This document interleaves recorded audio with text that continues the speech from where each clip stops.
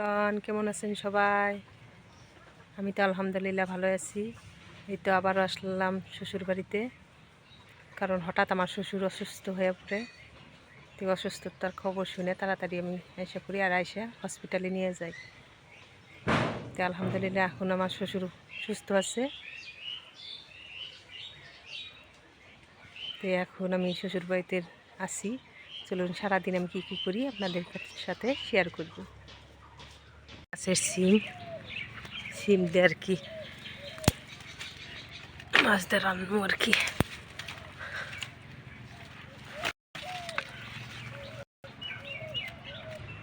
আম্মা সিম কি করবেন? মাছ আনছে না তোমার মাছ দিয়ে আজকে চলে যাবেন না? যাবো, রান্না করে খাওয়া দাওয়া করে তারপরে যাবো আর কি। দেখি সিমগুলো। তোমার স্কুল ক্ষতি কেটেছে আর কি, সেই স্কুলটা হলো আর কি, স্কুলটা ক্ষতি গেল তোমার। কত ভালো সিম। দেখো এগুলো গাছের সিম, কোনো সার নাই, রাসায়নিক কোনো সার নাই, খেতে ভালো লাগবে। চলো যাই রান্না করে আর কি। এটার ভিতরে কি কিবা রাখছে তোমার দাদি? চলে চলো যাই।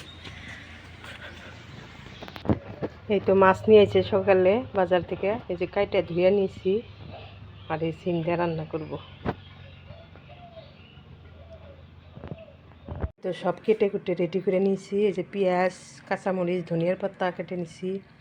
এই যে পেঁয়াজের পাতা কেটে নিয়েছি, কারণ আমার শ্বশুর সবজিতে মাছ খাবো না, পেঁয়াজের পাতাতে বানাই দেবো।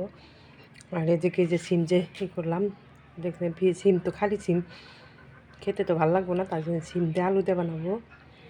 আর একটু মাছ, এই মাছগুলো কিন্তু নদীর মাছ, নদীর ছোটো মাছ। নদীর মাছ তো খেতে ভালোই লাগবো, ওই জন্য ভাবলাম নদীর মাছ আনবার কইছি আর কি। অন্য মাছ ভালো লাগে না, পুকুরি মাছ খেতে আর ভালো লাগে না। মাখায় ওঠা দেবো, এই যে সব মশলাপাতি দিয়ে দিছি। এখন দিয়ে দেবো এই যে তেল,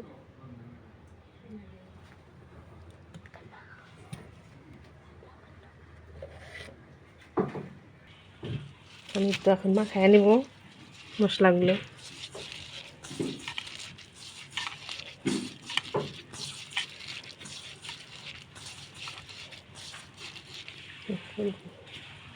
একটু দিয়ে দিলাম মাছ,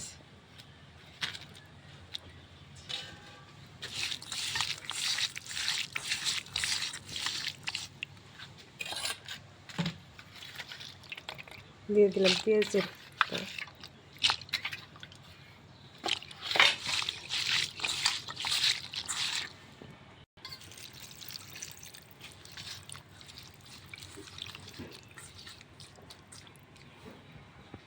এই তো মাছটা বসাই দিলাম, এখন আবার সিম দিয়ে বানাবো আর কি।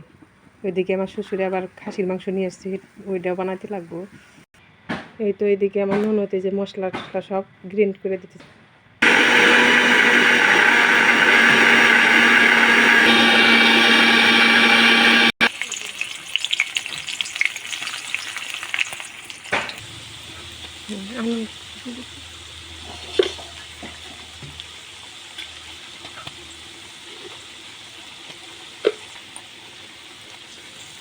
দিয়ে দিলাম, তারপরে মরিচের ফাঁকি নাই তো, ফাঁকিগুলো কালার ভালো লাগে না, ওই জন্য কাঁচা মরিচগুলো আমি তুলে নিচ্ছি, ওইটাই দিয়ে দিলাম আর কি।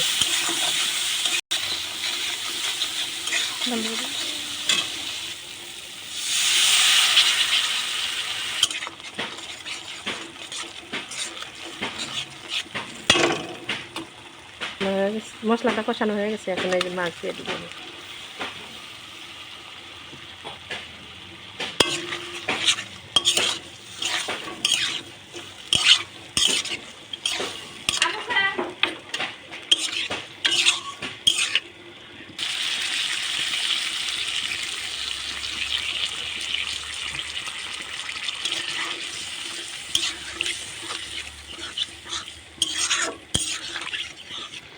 এদিকে আমার এই রান্নাটা, মাছ রান্নাটা হয়ে গেছে আর কি।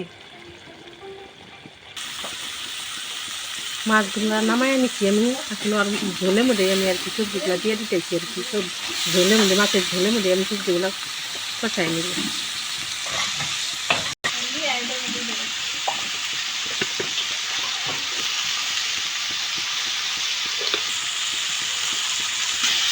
আর এদিকে যে আমার শ্বশুর খাসির মাংস নিয়েছে, মাছ নিয়ে আসার পরেও আবার ফের যা খাসির মাংস পাইছে নিয়ে এসে।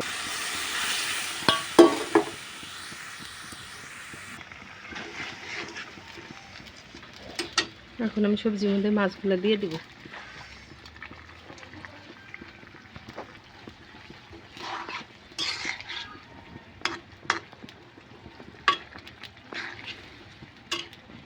একটু জিরার পাখি দিয়ে দে, জিরার পাখিতে রান্না হওয়ার কালে দিয়ে দিই, কারণ স্যান্ডটা ভালো থাকে আর কি।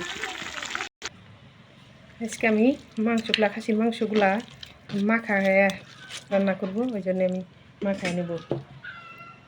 দিয়ে দিলাম ওই যে আদা বাটা, রসুন বাটা, আর মশলাগুলো আমি আস্ত না দিই, আমি বেটে দিই। বেটে দিলে আমার ভালো লাগে, ওই জন্য বেটে দিই আর কি। দিলাম, ওই তো বললাম যে মরিচে ফাঁকি নাই, ওই জন্য মরিচ আমি ব্লেন্ড করে নিছি, কাঁচামরিচ।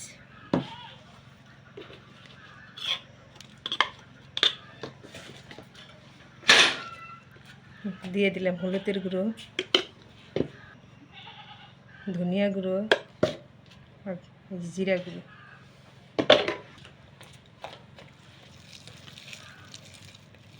পেঁয়াজ দিতে, কারণ আমি অল্প পেঁয়াজটা অল্প বেশি দিই, কারণ আমার পেঁয়াজ বেশি দিলে ভালো লাগে মাংস খেতে। এই দিয়ে দিব সরিষার তেল, আমি ভালো করে মেখে নেব। এই যে এখন দিয়ে দিলাম লবণ, তার লবণটা আমি দিতে ভুলে গেছিলাম, এখন দিয়ে দিলাম আর কি। রান্না বান্না শেষ। এই যে এটা ছোটো মাছ দিয়ে পেঁয়াজ দিয়ে বানাইলাম, এই যে মাছ দিয়ে সিম দিয়ে আলু দিয়ে বানাইলাম। এই তো খাসির মাংস, পোলাও, এই তো সাদা ভাত। আমার শ্বশুরে যে পোলাও খায় না, ওই জন্য সাদা ভাত, চিকন চালে সাদা ভাত বানাইলাম আর কি।